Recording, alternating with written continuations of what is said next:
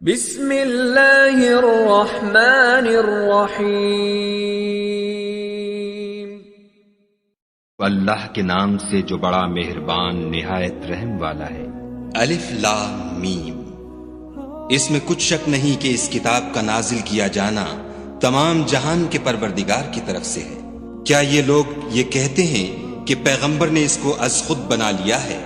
نہیں، بلکہ وہ تمہارے پروردگار کی طرف سے برحق ہے، تاکہ تم ان لوگوں کو ہدایت کرو جن کے پاس تم سے پہلے کوئی ہدایت کرنے والا نہیں آیا، تاکہ یہ رستے پر چلے۔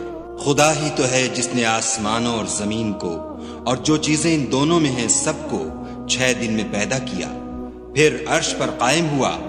اس کے سوا تمہارا نہ کوئی دوست ہے اور نہ سفارش کرنے والا۔ کیا تم نصیحت نہیں پکڑتے؟ وہی آسمان سے زمین تک کے ہر کام کا انتظام کرتا ہے، پھر وہ ایک روز جس کی مقدار تمہارے شمار کے مطابق 1000 برس ہوگی، اس کی طرف صعود اور رجوع کرے گا۔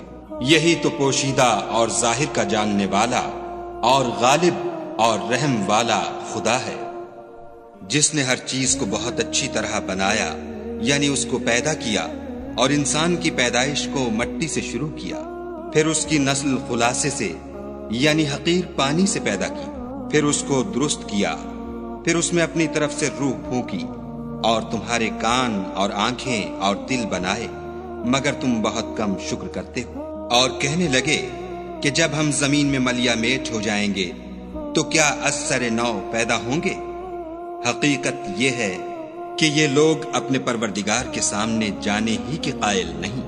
کہہ دو کہ موت کا فرشتہ جو تم پر مقرر کیا گیا ہے تمہاری روحیں قبض کر لیتا ہے، پھر تم اپنے پروردگار کی طرف لوٹائے جاؤ گے، اور تم تعجب کرو جب دیکھو کہ گناہگار اپنے پروردگار کے سامنے سر جھکائے ہوں گے اور کہیں گے کہ اے ہمارے پروردگار، ہم نے دیکھ لیا اور سن لیا، تو ہم کو دنیا میں واپس بھیج دے کہ نیک عمل کریں، بے شک ہم یقین کرنے والے ہیں۔ اور اگر ہم چاہتے تو ہر شخص کو ہدایت دے دیتے، لیکن میری طرف سے یہ بات قرار پا چکی ہے کہ میں دوزخ کو جنوں اور انسانوں سب سے بھر دوں گا۔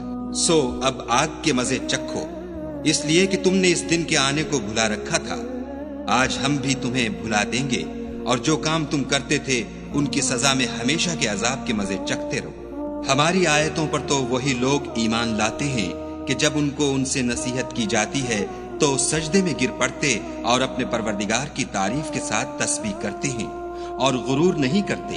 ان کے پہلو بچھونوں سے الگ رہتے ہیں، اور وہ اپنے پروردگار کو خوف اور امید سے پکارتے، اور جو مال ہم نے ان کو دیا ہے اس میں سے خرچ کرتے ہیں۔ کوئی متنفس نہیں جانتا کہ ان کے لیے کیسی آنکھوں کی ٹھنڈک چھپا کر رکھی گئی ہے۔ یہ ان اعمال کا صلہ ہے جو وہ کرتے تھے۔ بھلا جو مومن ہو وہ اس شخص کی طرح ہو سکتا ہے جو نافرمان ہو؟ دونوں برابر نہیں ہو سکتے۔